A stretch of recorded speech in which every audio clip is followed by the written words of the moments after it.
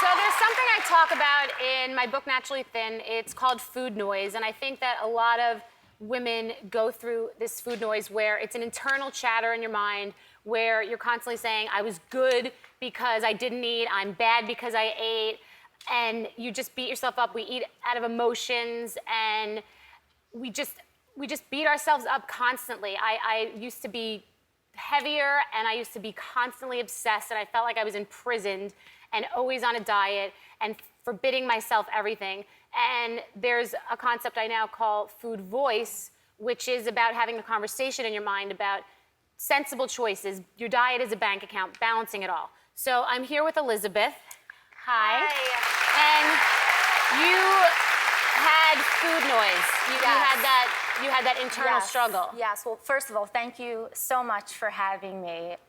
You've been such an inspiration to me and a role model and an honest role model for women and myself, and you've made such an impact on my life. So thank you. Oh, thank you.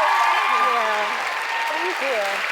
So you used to beat yourself up and obsess, and when your weight fluctuated. How did it work for you? Well, it started when I was a little girl. I would always read fashion magazines. I idolized Barbie, and my family would constantly make comments about food and weight and don't eat this, don't eat that, and they labeled things.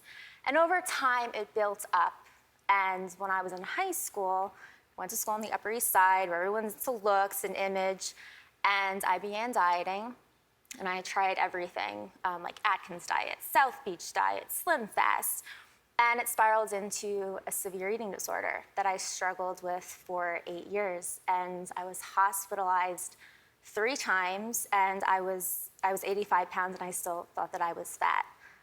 It was something a lot of my friends didn't know about, and something I didn't want to talk about it either. And what was your turning point? Naturally Thin. Really? It was Naturally Thin, yeah. I wrote this book.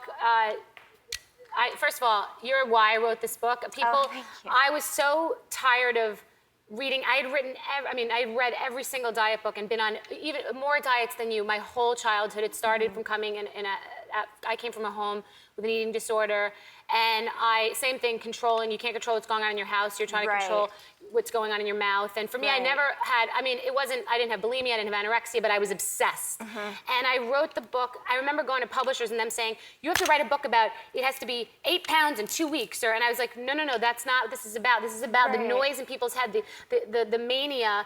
And people have lost hundreds of pounds from that book, and people have only lost 10 pounds, or people have balanced out, because it's not about weight loss, although so many people do. It's about being able to live again, being able to go to a Thanksgiving dinner, being able to go to a Super Bowl party, being able to be free to have an internal conversation, your diet being a bank account, and just being able to live. Right, and that's actually why I picked the book up, because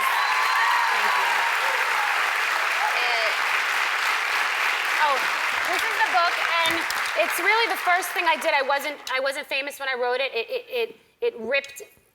It just ripped out of me. It is by far the thing that I am the most proud of in my entire career, because I just feel that so many women struggle and beat themselves up, and more importantly than just being on the diet and feeling that they're fat is, like what I said, just being able to live. Right, exactly. And when I picked the book up and I started reading it, it completely changed my life.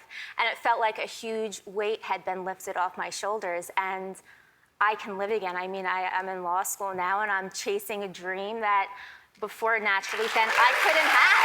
And so it's amazing. Because you're thinking about other things in your life rather than your weight. Right. You're an inspiration. Oh, You're so courageous to tell your story. Thank you so much.